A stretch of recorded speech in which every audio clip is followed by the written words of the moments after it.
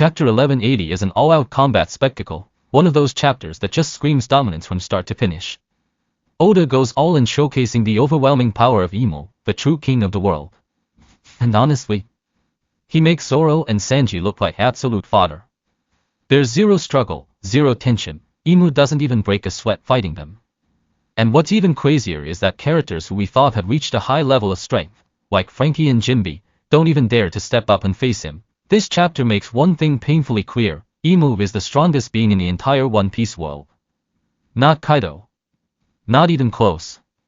We're talking about a man who has ruled the world for 800 years. And at this point, I genuinely believe that even if Rocks, Whitebeard, Roger, Kaido, and Garp teamed up against him, they still wouldn't be able to do anything. That's how insane this guy is. The only person who might even stand a chance against him is Mika. And Loki? Let's be real, he's about to get absolutely destroyed next chapter, tossed around like a ragdoll. Mark my words. And you know what, I can finally understand Roger now. Why he never made a move against Mary Giles. Because he knew.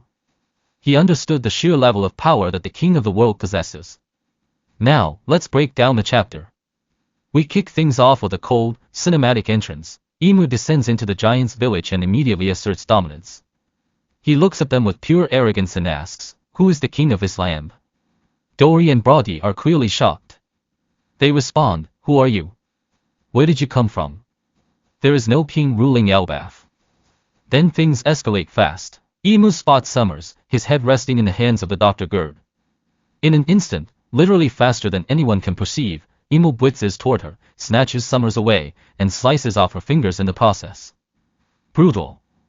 Katrin loses it after seeing what happened to her. There's even a hint he might have feelings for her, maybe even wants to marry her someday, who knows. But emotions don't matter here.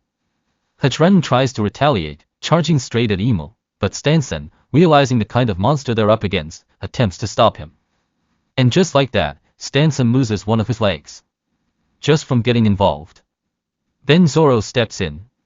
Seeing the chaos unfold, he launches a full-on attack with his 3 swords, but to IMU?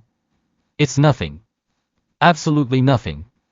IMU casually releases a blast of black flames from his hand and sends Zoro flying across the battlefield. Hadrudden tries again, same result. IMU wipes him out with the exact same attack. Then comes one of the most insane moments in the chapter. IMU restores Summers back to full health using what can only be described as some kind of demonic power. And right after that, wings emerge from IMU's back. At this point, he looks eerily close to a Lunarian. His form is starting to resemble King, Kaido's right-hand man. Meanwhile, Scopper Gaban is in complete shock. He senses IMU's haki and straight up says, "I've never felt anything like this, not even at God Valley."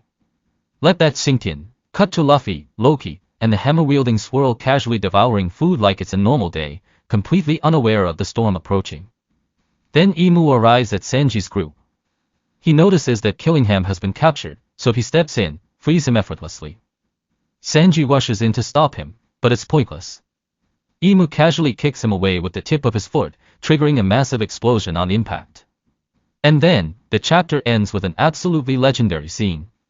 IMU finally arrives where Loki is waiting, standing there with his hammer, ready for battle. IMU looks at him and says, "So you're the one who killed one of my subordinates 14 years ago." Loki fires back, "My father Harold was never your servant." And that's where it cuts. Next chapter. Yeah. Loki is getting humbled. Hard. And right when things hit their peak, that's when Luffy will step in. And that's when the real fight begins.